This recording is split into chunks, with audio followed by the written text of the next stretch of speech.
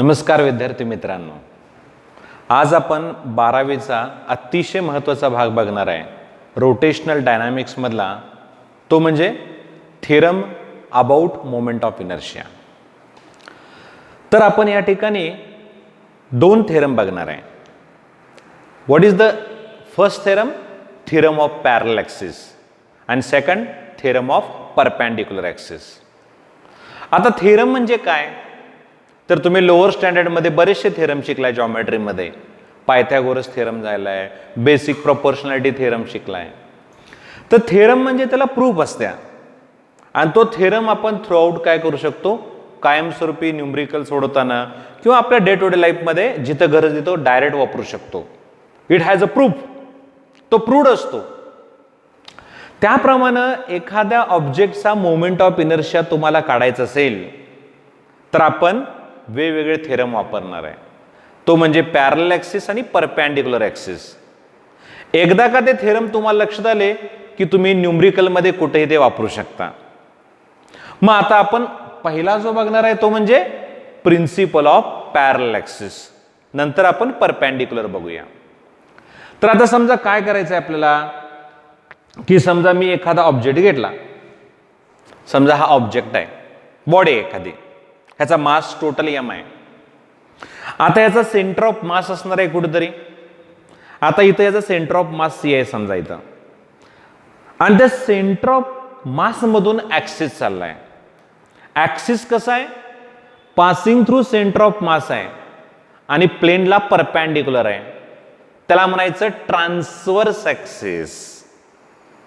So let us consider transverse axis passing through centre of mass of body. मग आता समजा हा असा ऍक्सिस आहे आणि याच्या भोवती ही बॉडी फिरायला लागले. मग आता इथे याचा मोमेंट ऑफ इनर्शिया किती असेल? तर let I see be the moment of inertia of body about axis passing through C. You are well familiar. Moment of inertia depends upon axis. When we change axis, mass distribution changes and moment of inertia changes. So, at the time of considering moment of inertia of body, axes are very important. Okay? Axis कडे लक्ष पाहिजे. आता इथं मी काय म्हणतोय? Let axis, transverse axis passing through center of mass of body C. Then its moment of inertia is IC. हा IC तुमच्याकडे आहे, नोन आहे. एम बॉडीचा मास आहे. आता काय करायचंय बघ, या ऍक्सिसला बरोबर पॅरलल असणार ऍक्सिस पॉइंट ओ मधून चाललाय बॉडीच्या. इथं मी काय म्हटलेलं आहे? Another axis, consider another axis parallel to the initial axis passing through C. ह्या ऍक्सिसला पॅरलल पाहिजे and passing through point O. So when body rotates about that transverse axis passing through point O in this way, let IO moment of inertia of body. त्यावेळेला त्याचा moment of inertia IO आहे.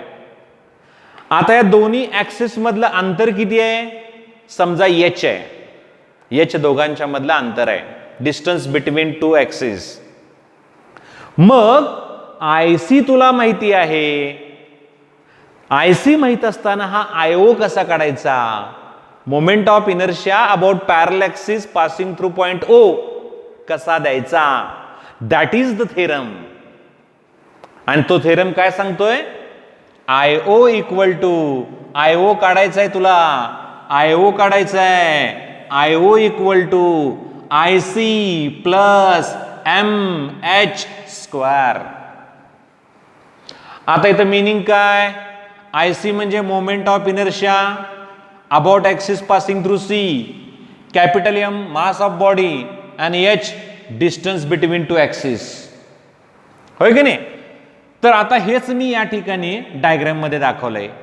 हे जे इथं सांगितलं, हा axis पहिला passing through point C, हा ऍक्सिस, ह्याला बरोबर पॅरलल दुसरा axis passing through point O, याच्या भोवतीचा मोमेंट ऑफ इनर्शिया आयओ, इथला आयसी, आणि दोघांच्या मधलं डिस्टन्स एच आहे. दोघांच्या मधलं डिस्टन्स एच आहे. आणि m total mass of body. म्हणून प्रिन्सिपल कसं सांगतं, IO equal to IC plus mh². हे स्टेटमेंटमध्ये कसं सांगणार? बोर्डला स्टेटमेंट लिहायला होतात तुला, सीईटीला स्टेटमेंट नाही, जेईला स्टेटमेंट नाही, नीटला स्टेटमेंट नाही, त्याला ऍप्लिकेशन आहेत. मग हे स्टेटमेंट कसं सांगायचं? Moment of inertia of body about axis passing through point O is equal to moment of inertia of body about axis passing through point O is equal to sum of moment of inertia of body about parallel axis passing through center of mass and product of mass and square of distance between them. इथे दोन गोष्टी महत्वाच्या आहेत. Number 1 parallel axis and number 2 sum. Moment of inertia of body about axis passing through point O is equal to sum of moment of inertia of body about parallel axis passing through center of mass and product of mass and square of distance between them. Okay? So remember this theorem. IO equal to IC plus mh². मग आता याची proof बघायची आहे मला. मग आता याची proof कशी देणार तुम्ही? तर प्रूफ देताना थोडं कन्स्ट्रक्शन पाहिजे. कन्स्ट्रक्शन काय केलंय बघा. समजा ह्या ऑब्जेक्ट आहे, ही बॉडी आहे, हा ऍक्सिस तुम्ही कन्सिडर केलाय, हा O, हा C, IO IC, distance h आहे. आता काय करायचं आहे, ह्या बॉडीचा छोटासा इलेमेंट घेऊया, हॅव्हिंग मास dm. मास dm आहे, एलिमेंट घेतला. मग तो काय केला मी, C ला जॉईन केला, डिस्टन्स याला आपण D पॉइंट म्हणूया, CD जॉईन करा आणि DO जॉईन करा. कन्स्ट्रक्शन आहे. मग आता OD समज R आहे. आणखीन कन्स्ट्रक्शन काय करायचं आहे, तर ह्या लाईन OC वरती draw perpendicular here, draw perpendicular DN. So what is the construction? Consider small element of body having mass dm at point D. Join OD, join CD, draw perpendicular DN. आता बघ, हे distance CN आहे, त्याला मी x म्हणतो. Distance DN आहे, त्याला y म्हणूया. Okay. आणि डिस्टन्स OD आहे, त्याला मी r म्हणतो. डिस्टन्स OC h आहे already. So same diagram is shown here. बरोबर आहे? डायग्राम लक्षात आली कसं डिझाईन केलेलं आहे? हा. मग आता आपण प्रूफ कडे जाऊया. मी काय करणार आहे, पहिल्यांदा ह्या इलेमेंट dm चा, ज्याला बॉडी रोटेट होणार, when body rotates dm also rotates. मग ह्या dm मासचा ऍक्सिस C भोवतीचा मोमेंट ऑफ इनर्शिया कसा काढणार? तर बेसिक फॉर्म्युला आहे, मास इंटू r² डिस्टन्स. मग तो कसा निघणार बघा, मास dm, याचं ऍक्सिस C पासूनचं अंतर CD². हा झाला एलिमेंट dm चा moment of inertia about axis passing through C. मग टोटल बॉडीचा, तुमच्याकडे इंटिग्रेशन आहे, इंटिग्रेशन काय सांगतं, टोटल देतं. मग टोटल बॉडीचा मोमेंट ऑफ इनर्शिया IC मिळणार. तो कसा मिळणार? Integration dm CD². Call number 1.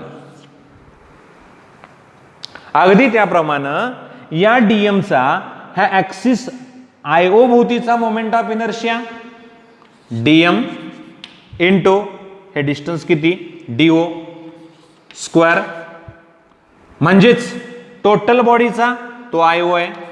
IO is equal to integration dm into DO². बरोबर आहे काय? तुम्हाला IC मिळाला dm इंटू CD², IO मिळाला dm into OD².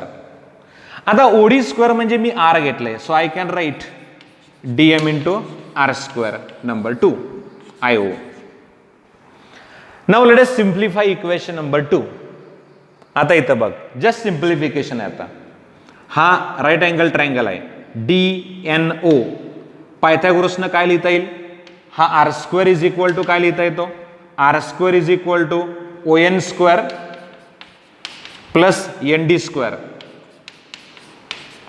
In triangle OND म्हणजेच काय, R square equal to ON म्हणजे काय, H plus x bracket square plus ND square. बरोबर आहे का बघा. So this is R square.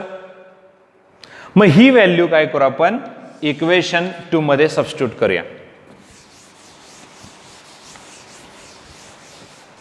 काय होणार बघा, IO is equal to integration DM into r स्क्वेअरच्या जागेला ही व्हॅल्यू येईल, H plus x bracket square plus ND square. आता ND स्क्वेअर म्हणजे वाय स्क्वेअर आहे, त्यामुळे हे वाय स्क्वेअर होणार. बरोबर आहे का बघा. मग आता इथं इंटिग्रेशन DM हा पूर्ण ब्रॅकेट कसा होईल, H square plus 2HX plus x square plus y square. Correct. हे पूर्ण आर स्क्वेअरची किंमत होती ही आर स्क्वेअर, म्हणजे हे DM इंटू आर स्क्वेअरची व्हॅल्यू टाकली मी. मग आता हे काय होईल, डायग्राम मध्ये बघ, in triangle CND x square plus y square म्हणजे CD स्क्वेअर होत आहे. मग x square plus y square मी काय लिहू शकतो, DM in bracket H square 2HX plus काय लिहिता येते ते, x square plus y square म्हणजे CD स्क्वेअर. बरोबर आहे. सिंपल पायथागोरस थेरम यूज करत गेलोय मी. सिंप्लिफाय करूया. IO equal to integration DM H square integration 2HX into DM plus integration DM into CD square. बरोबर आहे. आता इथं काय काय होणार बघा, H स्क्वेअर कॉन्स्टंट आहे, so H square integration DM 2H integration X DM plus integration DM into CD square. बरोबर आहे. आता इथं व्हॅल्यू काय काय सबस्टिट्यूट करता येतील, ही term DM CD square from equation 1 काय मिळते, DM CD स्क्वेअर म्हणजे IC. हे DM आहे, DM म्हणजे स्मॉल एलिमेंट आहे. मग DM DM DM DM DM DM DM असं करत मी इंटिग्रेशन घेतलं तर DM चं इंटिग्रेशन टोटल मास निघतोय M. बरोबर आहे. म्हणजे dx चं इंटिग्रेशन x, तसं DM चं integration M. So I can write here IO is equal to H square into M plus 2H integration X DM plus IC. आता इथं लक्ष द्या, महत्वाची गोष्ट आहे इथं, but integration X DM is equal to 0 आहे. इथं X म्हणजे काय, X coordinate of mass element DM आहे. मग त्याचं इंटिग्रेशन केलं मी, DM DM करत गेलो तर टोटल मास मिळतो. मग टोटल मास बॉडीचा कुठं कॉन्सन्ट्रेट असतोय, तर सेंटर ऑफ मासला. मग सेंटर ऑफ मासचा एक्स कोऑर्डिनेट 0 येतो. म्हणून क्लिअरली ही टर्म आहे इंटिग्रेशन X DM 0 होते. सो IO इक्वल टू काय मिळणार, IC प्लस MH स्क्वेअर. इथं ही गोष्ट महत्वाची आहे, डायरेक्टली इंटिग्रेशन X DM 0 येत आहे. ज्यांना फार डोक्याला ताप द्यायचा नसेल त्यांनी डायरेक्ट लक्षात घ्या इंटिग्रेशन X DM 0. आणि ज्यांना लक्षात घ्यायचं आहे का त्यांच्यासाठी बोलतोय, X is a what is X, X coordinate of element DM, and when we integrate X DM we get capital X, X coordinate of center of mass. So X is already passing through center, so it is the origin, that's why it is integration equal to 0. So here what we get, IO equal to IC plus MH square, and this is your last equation. This is a parallaxis theorem. IO equal to IC plus MH square. म्हणजे जर समजा तुम्हाला IC माहित असेल, इथं IC महत्वाचं आहे, axis passing through centre of मासच पाहिजे. तर त्याला पॅरलल असणारा कोणताही ऍक्सिस घ्या बॉडीचा, त्याचा मोमेंट ऑफ इनर्शिया काढता येतो. Just using formula IC plus M H square, IO equal to IC plus M H square. समजतंय? Okay, thank you.